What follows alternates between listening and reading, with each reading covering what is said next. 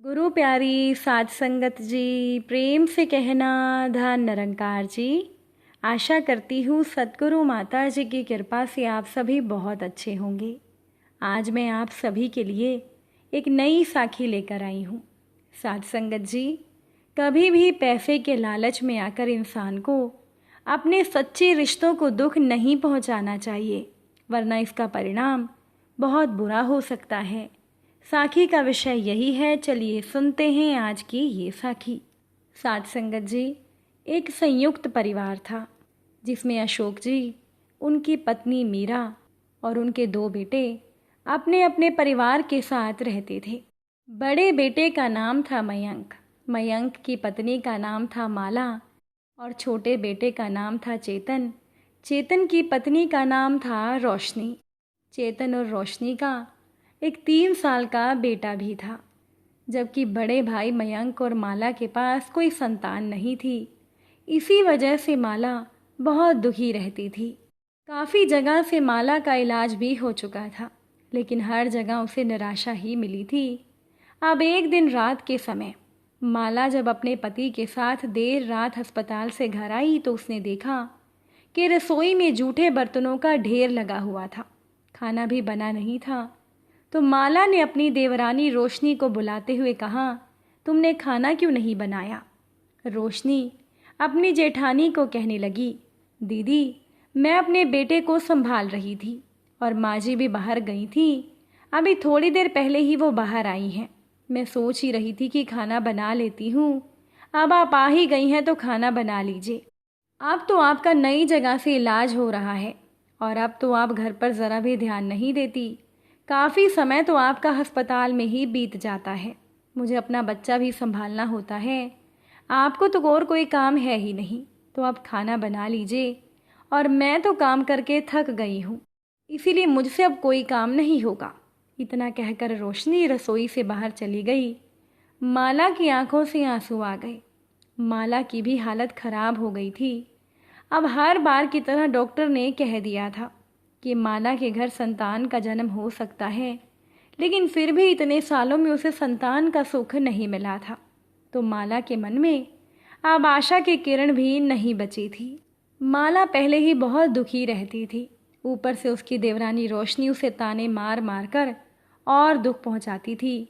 वैसे तो माला अपने पति मयंक के साथ बहुत खुश थी।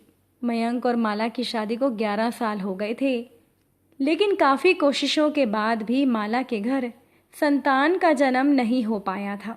वहीं पर माला की देवरानी रोशनी की शादी के 3 सालों के बाद ही उसके घर बेटे का जन्म हो गया था, जिसकी वजह से रोशनी में घमंड आ गया था।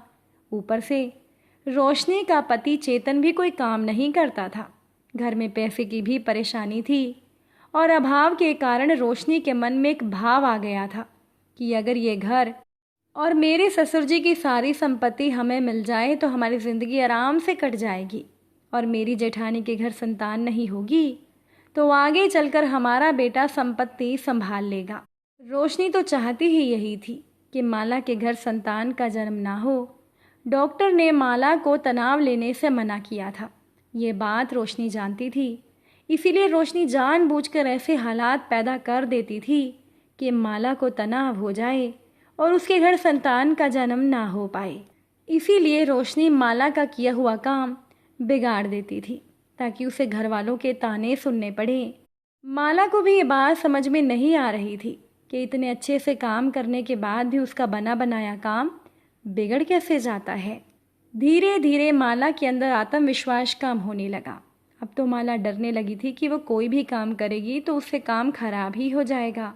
इसीलिए माला ज़्यादा तनाव में रहने लगी और वो हमेशा उदास रहती थी। देखते ही देखते रोशनी का बेटा 7 साल का हो गया। अब तो वो स्कूल भी जाने लगा था। वो पढ़ने में भी होशियार था और रोशनी अपने बेटे को पढ़ाने लिखाने के चक्कर में घर के काम से भागती रहती थी और अपनी जेठानी माला को ताने मारती थी कि काम तो आप संभाल लेना, मुझे मेरा बच्चा संभालना है। आपके घर तो बच्चा है नहीं, तो कम से कम आप काम कर दिया करो। ये सुनकर माला और दुखी हो जाती। एक तो वो माँ ना बनने की वजह से पहले ही परेशान थी, ऊपर से देवरानी के ताने उसे अंदर तक तोड़ कर रख देते थे। माला और रोशनी की सास मीरा जी वैसे तो माला को कुछ भी नहीं कहती थी, लेकिन उन्हें माला के लिए बुरा भी बहुत लगता था कि माला के घर संतान नहीं है। अब एक दिन सुबह सवेरे उन लोगों के घर में मातम छा गया। पता चला कि अशोक जी की मृत्यु हो चुकी है। घर में मातम का माहौल था, लेकिन रोशनी और चेतन तो अपनी ही दुनिया में मगन थे। रोशनी अपने पति चेतन से कहने लगी, देखो अब पिताजी की तरह माँ जी की भी एक दिन मौत हो जाएगी, फिर ये सारी संपत्ति हम संभाल लेंगे। वैसे भी माला दीदी के घर तो कोई संतान है ही नहीं, तो हम उन्हें समझा देंगे कि आपको पैसे का करना ही क्या है। जब तक आपकी ज़िंदगी है आप यहाँ आराम करें, उसके बाद सब हमारा है। ये सुनकर चेतन खुश होकर कहने लगा, तुमने बिल्कुल ठीक कहा, लेकिन अगर भैया और भाभी के घर संतान का जन्म हो गया फिर हम क्या करेंगे? रोशनी कहने लगी, नहीं, उनके घर संतान का जन्म कभी नहीं होगा। अगर कुछ हो भी गया तो मैं सब संभाल लूँगी, जैसे मैंने इतने दिनों से सब संभाला है। मैं उनका बना बनाया काम बिगाड़ दूँगी और माला दीदी को इतना परेशान कर दूँगी कि उनके जीवन में कोई खुशी नहीं आएगी। अब रोशनी और चेतन हंसने लगे, लेकिन कोई था जो बाहर उनकी बातें सुन रहा था। अब रोशनी और चेतन को तो इस बात की खबर नहीं थी कि उनकी बातें किसी ने सुन ली हैं। अब अशोक जी की मृत्यु के 1 महीने के बाद माला की तबीयत बहुत खराब हो गई। डॉक्टर के पास जाने पर पता चला कि माला के घर संतान का जन्म होने वाला है। जब ये बात माला की सास मीरा जी को पता चली तो वो बहुत खुश हुई। वैसे भी अशोक जी की मृत्यु के बाद तो मीरा जी जैसे हंसना ही भूल गई थी, लेकिन आज उनके चेहरे पर मुस्कान थी। तभी उनकी छोटी बहू रोशनी ने बड़े ही गलत तरीके से कहा, माँ जी, माला दीदी ऐसे कैसे कर सकती हैं? आप देख रही हैं ना कि बाबूजी की मृत्यु को अभी केवल 1 महीना ही हुआ है और भाभी इतना नीचे गिर गईं। उन्होंने केवल अपने बारे में सोचा। ऐसे दुख के माहौल में क्या उन्हें हमारा ख्याल नहीं आया कि लोग क्या सोचेंगे? माला दीदी की सोच कितनी गिर गई है। ये सुनकर मीरा जी ने गुस्से में अपनी छोटी बहू रोशनी से कहा, सोच तुम्हारी नीचे गिरी हुई है, मेरी बड़ी बहू की नहीं। तुम्हें क्या लगा था कि तुम्हारा बेटा ही इस घर को संभालेगा? इसीलिए तुम तो चाहते ही नहीं थी कि माला के घर संतान का जन्म हो। तुम ये बात अच्छे से जानती थी कि डॉक्टर ने माला को तनाव लेने से मना किया है। तुम जानबूझकर घर में ऐसा माहौल करती थी जिससे कि माला तनाव में आ जाए। हम सभी मिलकर उसकी गलती निकालें। ये तो अच्छा हुआ कि मैंने तुम्हारी और तुम्हारे नालायक पति की बातें सुन ली। जब तुम ये कह रही थी कि पिताजी की मृत्यु तो हो गई, अब मेरी भी मृत्यु हो जाएगी तो तुम लोग ये घर और संपत्ति सब हड़प लोगे। इसीलिए तो आज जब तुझे पता चला कि तेरी जेठानी के घर संतान का जन्म होने वाला है तो तुझे गुस्सा आ गया। इसीलिए मेरी बड़ी बहू पर ये इल्ज़ाम बिल्कुल मत लगाना कि उसकी सोच गिरी हुई है या उसको तुम्हारे बाबूजी के जाने का दुख नहीं है। मैं जानती हूँ कि उसे कितना दुख है और तुम्हें कितना दुख है। ये तो बहुत अच्छी बात है कि घर में खुशखबरी तो आई, वरना तुम्हारे पिताजी के जाने के बाद तो मानो खुशियाँ ख़त्म ही हो गई थी। तुम दोनों की बातें सुनने के बाद मेरा मन खराब हो गया था कि ना जाने मेरे परिवार का क्या होगा। लेकिन अच्छा हुआ जो मुझे तुम्हारी और अपने नालायक बेटे की घटिया सोच पता चल गई, तो मैंने एक बात तय कर ली थी कि तुम लोगों के साथ मैं इस घर में नहीं रहूँगी। मैं तुम्हें इस घर से निकाल दूँगी। इसीलिए मैंने वसीयत भी बनवा ली है। मेरे मरने के बाद मेरी संपत्ति मेरे बड़े बेटे और बहू को मिलेगी, तुम्हें कुछ नहीं मिलेगा। जल्दी से जल्दी तुम इस घर से निकल जाओ, क्योंकि मैं तुम दोनों के साथ नहीं रहना चाहती।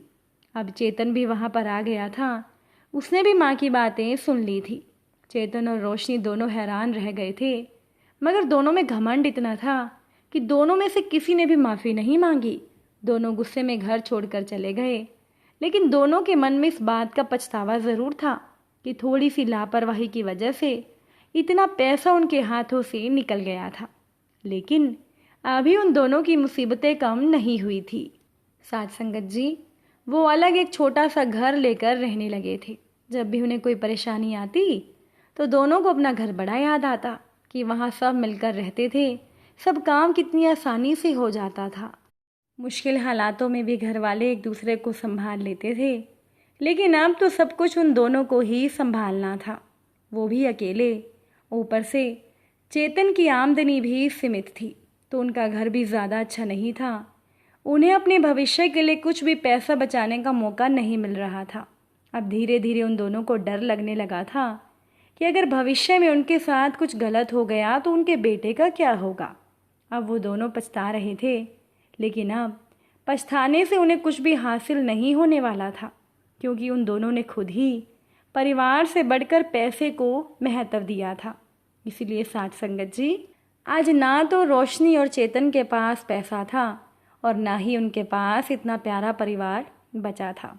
साथ संगत जी, रुपया पैसा जीने के लिए बहुत ज़रूरी होता है, ये बात बिल्कुल सही है।